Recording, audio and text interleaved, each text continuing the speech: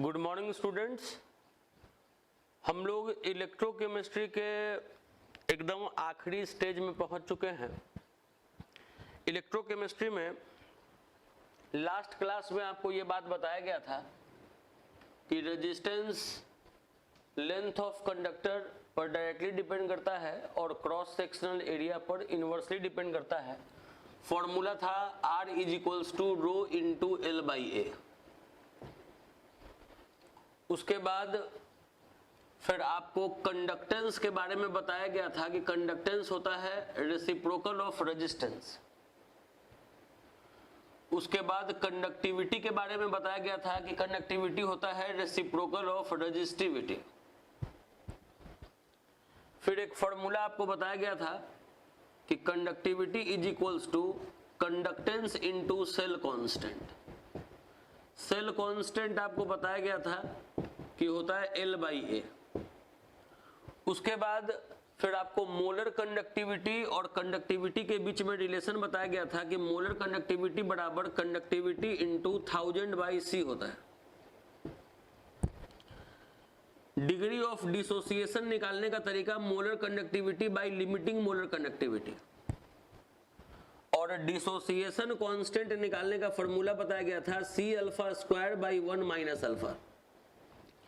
ये सारा कुछ फॉर्मूला आपको कंप्लीट करवा दिया गया था। अभी कुछ क्वेश्चंस आपको पहले दिखाने जा रहे हैं आपके टेक्स्ट बुक से। देखिए NCERT में एक्सरसाइज क्वेश्चन नंबर 3.8 है।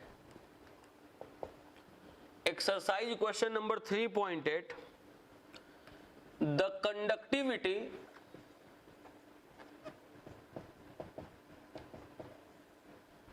Conductivity of 0.2 m solution of KCl at 298 Kelvin is 0.0248 Simon per centimeter. Calculate its molar conductivity.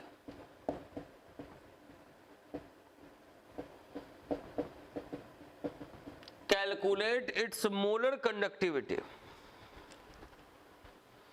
देखिए ये क्वेश्चन दिया हुआ है। पहले क्वेश्चन को पढ़ के आप डेटा लिखिए कि क्या क्या दिया हुआ है, क्या क्या पूछ रहा है। दिया हुआ है द कंडक्टिविटी ऑफ इतना मोल पर लीटर सोल्यूशन। इसका मतलब है कि जो भी इलेक्ट्रोलाइटिक सोल्यूशन दिया हुआ है, जो भी KCl का इलेक्ट्रोलाइट का सोल्यूशन दिया हुआ है, उसका आपको कंसंट्रेशन दे दिया है 0.2 m, और कह रहा है कि इसका जो कंडक्टिविटी है इस सॉल्यूशन का, ये जो इलेक्ट्रोलाइटिक सोल्यूशन है, इसका कंडक्टिविटी का वैल्यू इतना दिया हुआ है। कंडक्टिविटी को कप्पा से डिनोट करते हैं।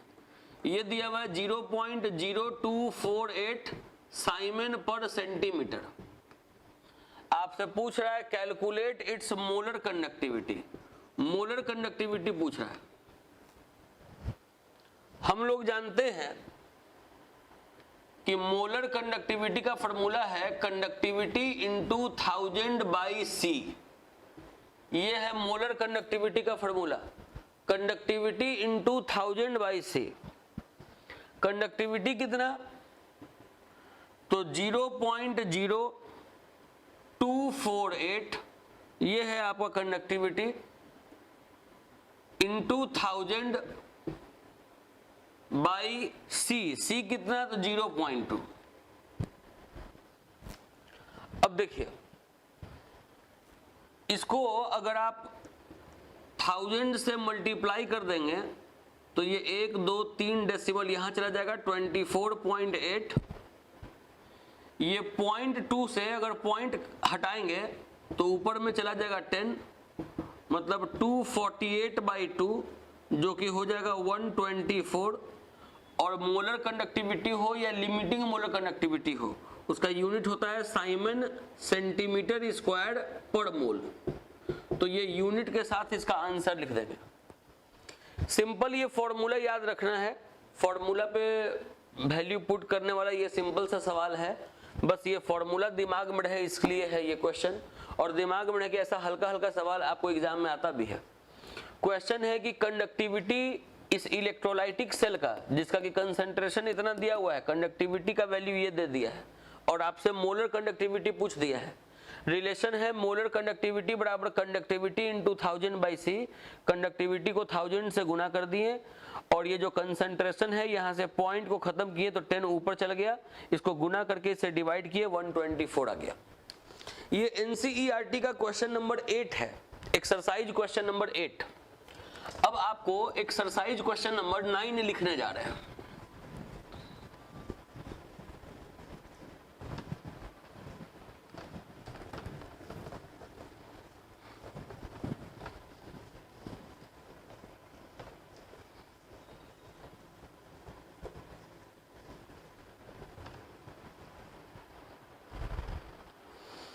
क्वेश्चन नंबर 9 लिखेंगे,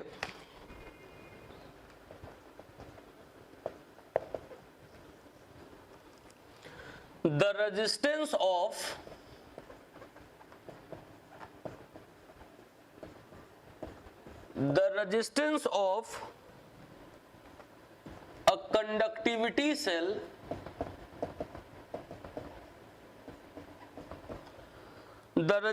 of a conductivity cell containing 0.001 m KCl solution at 298 Kelvin is 1500 ohm.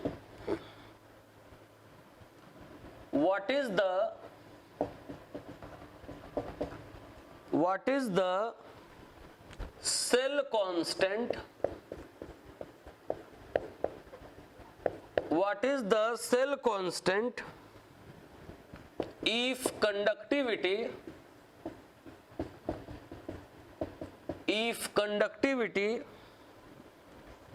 of 0.001 m KCl solution is 0.146 into 10 to the power minus 3 Simon पर सेकंड। देखिए पहले ये जो क्वेश्चन है, क्वेश्चन को धीरे धीरे पढ़ते हुए आपको डेटा लिखना चाहिए कि क्या क्वेश्चन में दिया हुआ है, क्या पूछ रहा है। जैसे आप पढ़ेंगे तो लिखा हुआ है the resistance of conductivity cell, कोई कंडक्टिविटी सेल है उसके रेजिस्टेंस का बात कर रहा है। कंडक्टिविटी सेल में ये इलेक्ट्रोलाइट है, मतलब ये इलेक्ट्रोलाइटिक सेल है जिस इलेक्ट्रोलाइट का आपको कंसंट्रेशन दे रखा है। बड़ा वाला m कहीं भी देखिए समझ जाइए मोल पर लीटर। अब मोल पर लीटर किसका यूनिट होता है? तो कंसंट्रेशन का। तो आपको कंसंट्रेशन दे रखा है इस इलेक्ट्रोलाइटिक सेल का और रेजिस्टेंस दे रखा है 1500 ओम। रेजिस्टेंस है 1500 ओम। आपसे पूछ रहा है कि what is the cell constant. आपसे सेल कांस्टेंट पूछ रहा है कि सेल कांस्टेंट क्या होगा। अगर कंडक्टिविटी को कप्पा से डिनोट करते हैं, अगर कंडक्टिविटी इस इलेक्ट्रोलाइटिक सेल का इतना है 0.146 into 10 to the power minus 3। देखिए कंडक्टिविटी और सेल कांस्टेंट के बीच में रिलेशन है। कंडक्टिविटी और सेल कांस्टेंट के बीच में रिलेशन हम लोग ये पढ़े हैं कि कंडक्टिविटी बराबर कंडक्टेंस इनटू सेल कांस्टेंट। हम लोग पढ़े हैं कि कंडक्टिविटी बराबर कंडक्टेंस इनटू सेल कांस्टेंट। आपसे सेल कांस्टेंट पूछ रहा है, ये सेल कांस्टेंट। तो सेल कांस्टेंट बराबर लिख सकते हैं कंडक्टिविटी इंटू ये जो कंडक्टेंस है ये बराबर के इस तरफ जाएगा तो 1 बाई कंडक्टेंस। उसके बाद ये जो सेल कांस्टेंट पूछ रहा है, सेल कांस्टेंट बराबर लिख सकते हैं कंडक्टिविटी इनटू ये जो कंडक्टेंस है ये होता है रेसिप्रोकल ऑफ रेजिस्टेंस। देखिए conductance is reciprocal of resistance, तो 1/r, तो r चलाएगा ऊपर। अब अगर सबके वैल्यूज को पुट कर देंगे तो ये आपका सेल कांस्टेंट निकल जाएगा, क्योंकि ये भी आपको क्वेश्चन में दे रखा है, ये भी आपको क्वेश्चन में दे रखा है। देखिए ये भी क्वेश्चन में दे रखा है, ये भी क्वेश्चन में दे रखा है। सेल कांस्टेंट बराबर लिख रहे हैं, ये है कंडक्टिविटी, कंडक्टिविटी का वैल्यू है 0.146 इंटू 10⁻³ और रेजिस्टेंस कितना है तो 1500 ओम। अब देखिए यहां से 2 जीरो ये पॉइंट को इधर शिफ्ट कर देंगे तो हो जाएगा 14.6 इंटू 15 इंटू 10⁻³ अगर आप 14.6 को 15 से गुना कर देंगे तो 219 हो जाएगा इंटू 10⁻³ सेल कांस्टेंट का यहाँ यूनिट होगा पर सेंटीमीटर, क्योंकि ये आपको सेंटीमीटर में दिया हुआ है। आपको सेल कांस्टेंट होता है लेंथ बाय एरिया, मतलब लेंथ ऑफ कंडक्टर और क्रॉस सेक्शनल एरिया। अगर इसको ले रहे हैं सेंटीमीटर में लेंथ और ये ले रहे हैं सेंटीमीटर स्क्वायर में, तो 1 सेंटीमीटर कैंसल, सेंटीमीटर ऊपर जाएगा तो सेंटीमीटर इनवर्स, तो यही आपका यूनिट हो गया।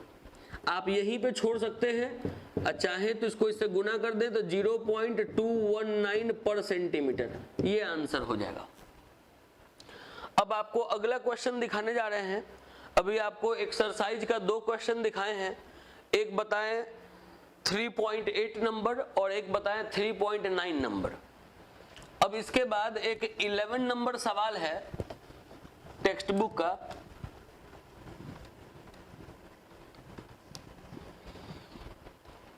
क्वेश्चन नंबर 11 है,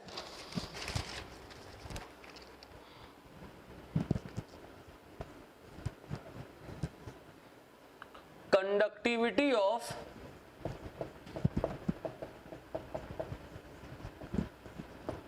conductivity of 0.00241 मोल पर litre acetic acid is 7.896 into 10⁻⁵ Simon पर सेंटीमीटर।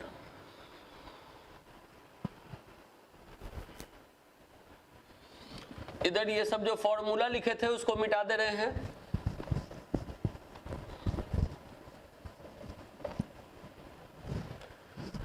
कंडक्टिविटी ऑफ 0.00241 मोल पर लीटर एसिडिक एसिड इज इतना।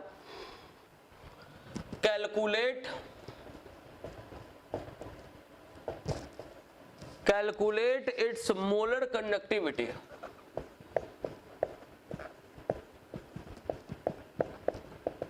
Calculate its molar conductivity if limiting molar conductivity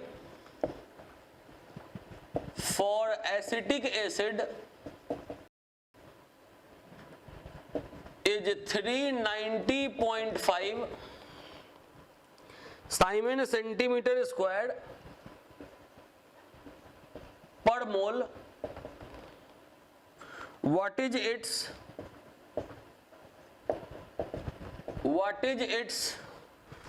dissociation constant?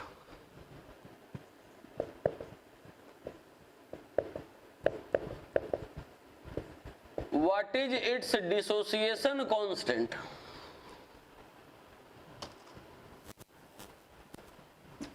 देखिए क्वेश्चन बोर्ड पे आ चुका है। पहले क्वेश्चन आप बोर्ड पर से नोट करने के बाद आप अपने से डेटा लिखिए कि क्या दिया हुआ है, क्या पूछ रहा है।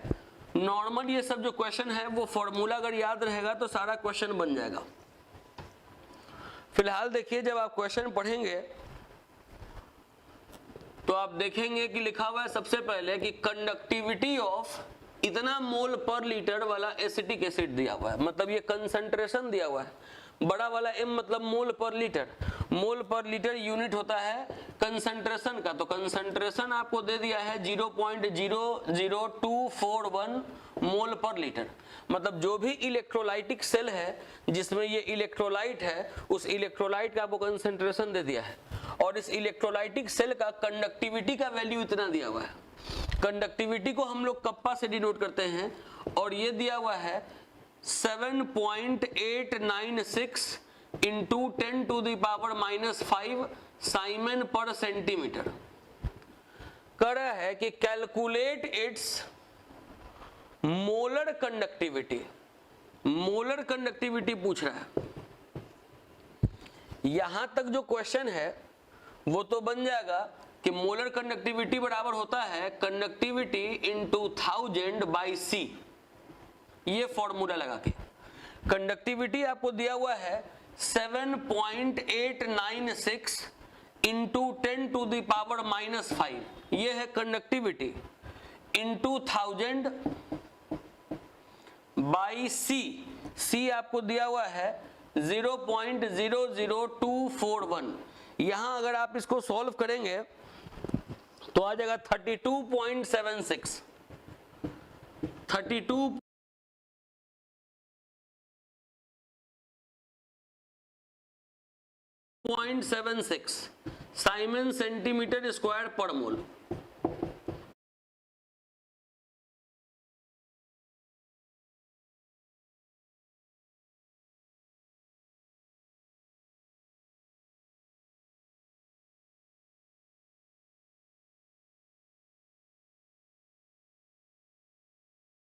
ये तो नॉर्मल फॉर्मूला पे पुट करके आप ये बना लेंगे। उसके बाद इसी क्वेश्चन में है कि if limiting molar conductivity for acetic acid, limiting molar conductivity. Limiting molar conductivity के बारे में आपको आइडिया बताए थे, बोले थे कि कंसंट्रेशन घटता है तो ये बढ़ता है, अगर ये घटते घटते घटते घटते लगभग 0 के बराबर पहुंचेगा तो ये बढ़ते बढ़ते बढ़ते बढ़ते मैक्सिमम लेवल पे पहुंच जाएगा। वही मैक्सिमम लेवल वाले वैल्यू को हम लोग लिमिटिंग मोलर कंडक्टिविटी कहते हैं। तो लिमिटिंग मोलर कंडक्टिविटी दिया हुआ है 390.5 साइमन सेंटीमीटर स्क्वायर पर मोल। तो कह रहा है कि इसका डिसोसिएशन कांस्टेंट बताइए, Ka बताइए। अब आप जान जाइए कि Ka का फॉर्मूला होता है C alpha square by 1 minus alpha. तो उसमें आपको अल्फा चाहिए, तो अल्फा होता है molar conductivity by limiting molar conductivity. Molar conductivity है 32.76। यूनिट नहीं लिख रहे हैं क्योंकि इसका जो यूनिट होगा इसका भी वही यूनिट होगा, ये यूनिटलेस होता है 32.76, और लिमिटिंग मोलर कंडक्टिविटी दे रखा है 390.5। इसको आप सॉल्व करिएगा तो 0.083 आएगा। ये आ गया आपका अल्फा। अब आपको निकालना है Ka, तो Ka बराबर होगा C alpha square by 1 minus alpha. आपको C क्वेश्चन में दे रखा है 0.00241, ये हो गया C। अल्फा हो गया 0.083, इसका स्क्वायर बाई 1 माइनस अल्फा। इसी को सॉल्व कर देंगे, जो आ जाएगा वो आपका Ka का वैल्यू हो जाएगा। तो अभी हम आपको कुछ क्वेश्चंस दिखाए जो पिछले क्लास के थ्योरी से रिलेटेड था। अगर आपको पिछले क्लास का थ्योरी पूरा दिमाग में होगा, सारा फॉर्मूला दिमाग में होगा, तो ये सब क्वेश्चन उसी से रिलेटेड था। अब आपको जो थ्योरी हम लोग जहां पे खत्म किए थे वहां से थ्योरी को अब आगे बढ़ाने जा रहे हैं। पहले इसको आप नोट कर ले। हम लोग लास्ट क्लास में पढ़े थे कि molar conductivity is equals to -A into √C plus limiting molar conductivity. बोले थे कि ये जो इक्वेशन है ये है डिबई-हक्केल-ऑनसैगर इक्वेशन, और इस इक्वेशन में अगर इसके और इसके बीच में अगर ग्राफ बना दें तो ग्राफ बनाने के बाद जो इंटरसेप्ट का वैल्यू होगा वो आपको लिमिटिंग मोलर कंडक्टिविटी का वैल्यू दे देगा। लेकिन फिर ये भी बताए थे कि वीक इलेक्ट्रोलाइट में, पिछले क्लास का आप लेक्चर जरूर देखेंगे अच्छे से, कि वीक इलेक्ट्रोलाइट में जो कंसंट्रेशन है वो घटते घटते 0 नहीं होता है। तो जब 0 नहीं होता है तो जब ग्राफ हम लोग ड्रॉ करते हैं मोलर कंडक्टिविटी और √/c के बीच में, तो जब कंसंट्रेशन 0 नहीं होगा तो ये जो लाइन है वो इस एक्सिस पे टच नहीं करता है, तो ग्राफ के मदद से लिमिटिंग मोलर कंडक्टिविटी का वैल्यू हम लोग नहीं निकाल पाते हैं वीक इलेक्ट्रोलाइट का। तो वीक इलेक्ट्रोलाइट का लिमिटिंग मोलर कंडक्टिविटी कैसे निकाले, उसी के लिए हम लोग का आज का क्लास था। तो पहले तो लिखेंगे कि फॉर डिटरमाइनिंग, लिखेंगे for determining limiting molar conductivity, for determining limiting molar conductivity of weak electrolyte, for determining limiting molar conductivity of weak electrolyte, we study Colroche's law, we study Colroche's law।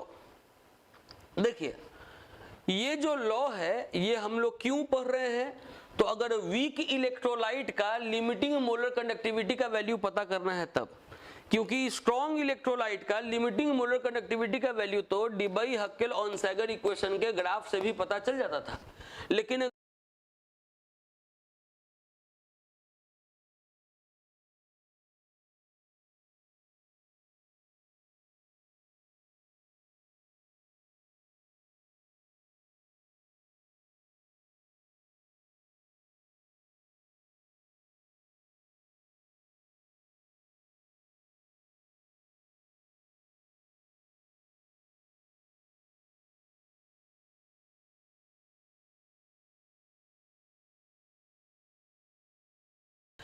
अगर weak electrolyte का अगर limiting molar conductivity का value पता करना था तो उसीलिए हम लोग ये लॉ पढ़ते थे।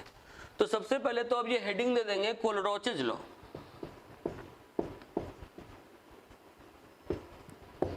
कोलरॉचेज लॉ लिखेंगे according to this law,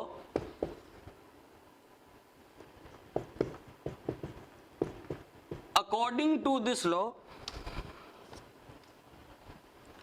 limiting molar conductivity,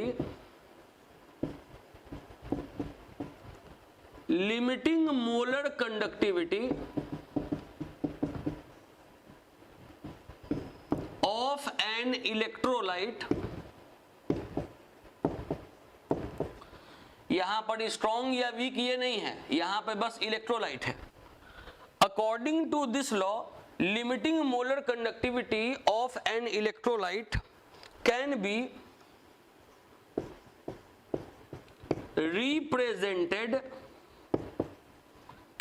represented as sum of individual contribution, sum of individual contribution of cation and anion of electrolyte। देखिए बहुत शानदार सा, बहुत आसान सा ये लॉ है। पहले आप ये स्टेटमेंट लिखें फिर समझा रहे हैं।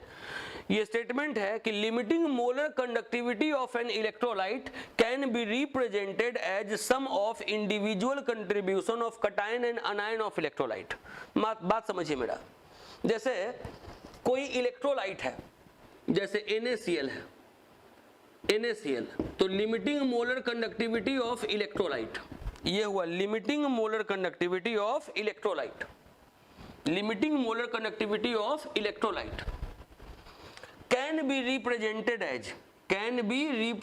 एज सम ऑफ, जोड़ है, sum of individual contribution of cation and anion of electrolyte. कहने का मेरा मतलब है कि जो इलेक्ट्रोलाइट का आप बात कर रहे हैं, जैसे आप बात कर रहे हैं NaCl का, तो पहले आपको NaCl को आयन में तोड़ने आना चाहिए।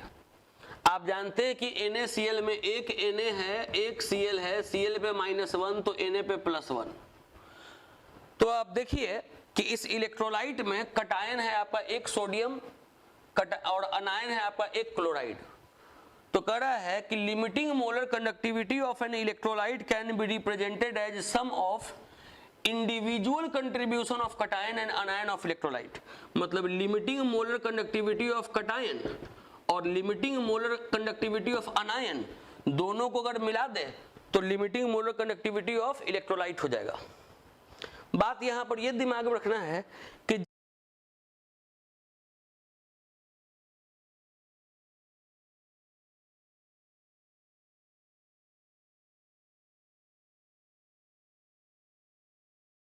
जब पूरे इलेक्ट्रोलाइट का लिमिटिंग मोलर कंडक्टिविटी का अगर बात करें तो उसको बड़े वाले लैम्डा से दिखाते हैं, ये बड़ा वाला लैम्डा है। और जब इसके आयन का लिमिटिंग मोलर कंडक्टिविटी लिखें, जिस आयन के मिलने से ये इलेक्ट्रोलाइट बना है, तो उसके लिमिटिंग मोलर कंडक्टिविटी को छोटे वाले लैम्डा से दिखाएंगे। तो चूंकि इसमें एक सोडियम एक क्लोराइड है, तो लिमिटिंग मोलर कंडक्टिविटी ऑफ एक सोडियम और लिमिटिंग मोलर कंडक्टिविटी ऑफ एक क्लोराइड आयन दोनों को अगर जोड़ देंगे तो limiting molar conductivity of NaCl हो जाएगा। दूसरा एग्जांपल देखिए, जैसे लिमिटिंग मोलर कंडक्टिविटी ऑफ अगर MgCl2 हो, MgCl2 limiting molar conductivity of MgCl2 हो, इसको आप ब्रैकेट में नहीं भी घेर सकते हैं। आप देखिए कि MgCl2 अगर टूटेगा तो एक मैग्नीशियम है और दो क्लोरीन है, क्लोरीन पे चार्ज -1 तो Mg पर +2, ये एक मैग्नीशियम आयन और दो क्लोराइड आयन दे रहा है। तो लिखेंगे कि limiting molar conductivity of magnesium ion plus 2 into limiting molar conductivity of chloride ion. ये हुआ। अगर मान लीजिए और अगला एग्जाम्पल दिखा रहे हैं, अगर मान लीजिए कि limiting molar conductivity of aluminium sulphate है, limiting molar conductivity of aluminium sulphate. आप देखिए कि ये जो एल्यूमिनियम सल्फेट है ये कैसे आयन में टूटता है। पहले ये देख लीजिए कि एल्यूमिनियम कितना तो 2, ये सल्फेट कितना तो 3, सल्फेट पे चार्ज -2 तो इस पे होगा +3 क्योंकि -6 हो गया, 3 इंटू 2 -6 तो 2 इंटू +3 +6।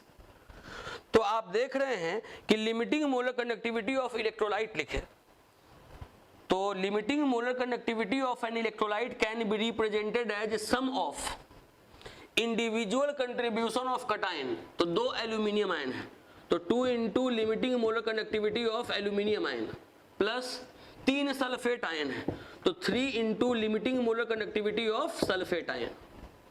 ये इस तरीके से कोलोरोचेज लॉ है। कोलोरोचेज लॉ का पहले ये स्टेटमेंट हो गया, अभी केवल आपको स्टेटमेंट समझा है।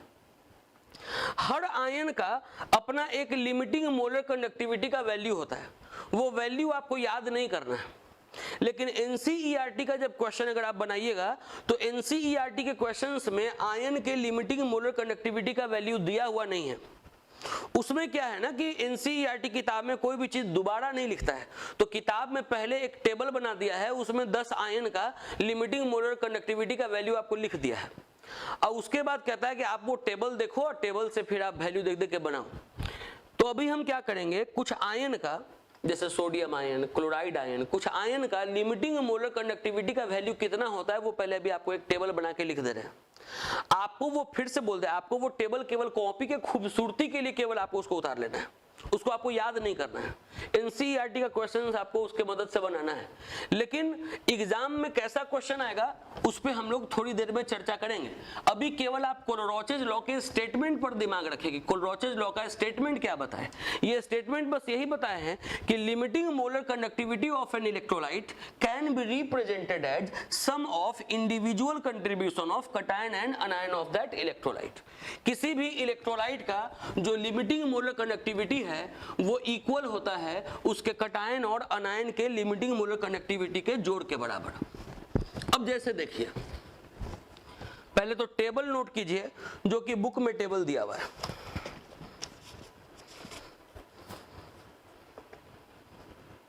लिखेंगे कॉपी पे आयन, उसके बाद लिमिटिंग मोलर कंडक्टिविटी का वैल्यू आयन का, इसका यूनिट लिख लेंगे साइमन सेंटीमीटर स्क्वायर पर मोल। देखिए आयन कौन कौन सा, तो H+, इसका वैल्यू 349.6, Na प्लस इसका वैल्यू 50.1, K प्लस इसका वैल्यू 73.5, Ca प्लस 2 इसका वैल्यू 119.0, Mg प्लस 2 इसका वैल्यू 106। ये टेबल आपको एनसीईआरटी बुक में मिल जाएगा। एनसीईआरटी बुक में आपको ये टेबल दिया हुआ है। OH minus ion 199.1, Cl minus ion 76.3, Br minus ion 78.1, acetate ion CH3COO minus 40.9,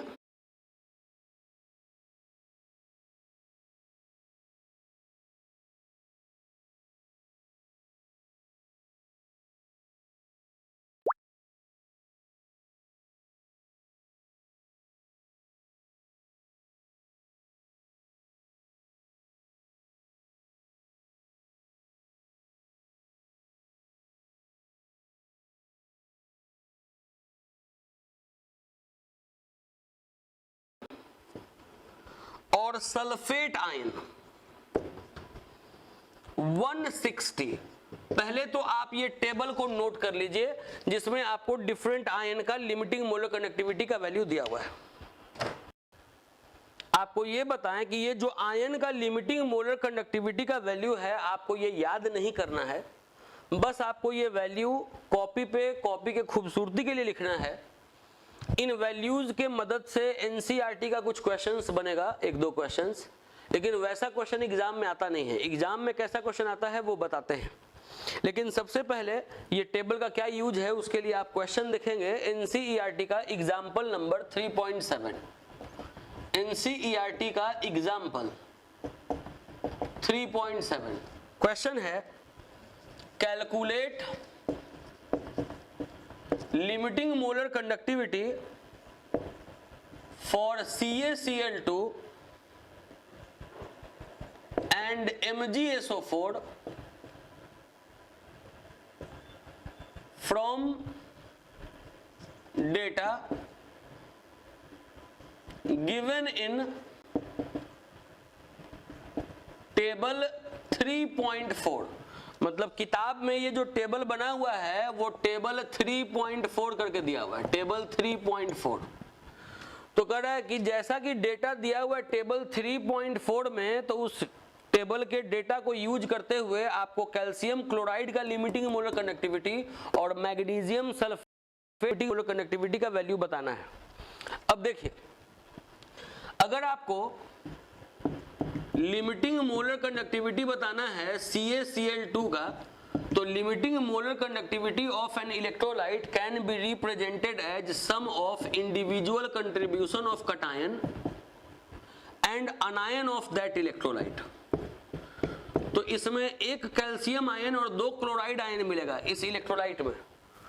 तो limiting molar conductivity of calcium ion plus 2 into limiting molar conductivity of chloride ion is equals to limiting molar conductivity of CaCl2। अब इन सब ion का value आपको यहाँ दिया हुआ है। जैसे कैल्शियम आयन तो दिया हुआ है 119 2 इंटू क्लोराइड आयन का दिया हुआ है 76.3। अब इसमें 2 से गुना करके इसमें जोड़ देना है, जो भी वैल्यू आएगा वो CaCl2 का वैल्यू आ जाएगा, जो कि है 271.6 यूनिट बता चुके हैं, साइमन सेंटीमीटर स्क्वायर पर मोल। तो ऐसा आसान सा क्वेश्चन बन सकता है किताब का इस टेबल के माध्यम से। हम आपको फिर बताएं कि ये टेबल का जो भी वैल्यू दिया हुआ है आयन का वो आपको याद नहीं करना है। अब देखिए, लिमिटिंग मोलर कंडक्टिविटी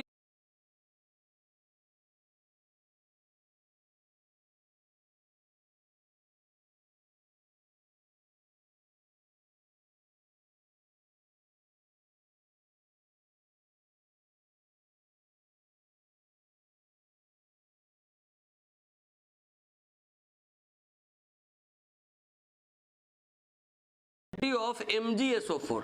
याद नहीं करना है, मतलब कि ऐसा क्वेश्चन एग्जाम में नहीं आएगा, और अगर ऐसा क्वेश्चन एग्जाम में आएगा तो ये आयन का वैल्यू दे देगा, तो ये क्यों पूछेगा, पूछेगा कैसा वो हम बताते हैं। अभी तो ये सब देख रहे हैं कि स्ट्रॉन्ग इलेक्ट्रोलाइट का ही निकाल रहे हैं, और ये लॉ पढ़े हैं किस लिए, तो वीक इलेक्ट्रोलाइट के लिमिटिंग मोलर कंडक्टिविटी के वैल्यू को कैलकुलेट करने के लिए। तो खैर MgSO4 का अगर पता करना है तो limiting molar conductivity of magnesium ion plus limiting molar conductivity of sulphate ion. Magnesium ion का वैल्यू है 106 और सल्फेट आयन का वैल्यू है 160, तो ये हो जाएगा 266 साइमन सेंटीमीटर स्क्वायर पर मोल।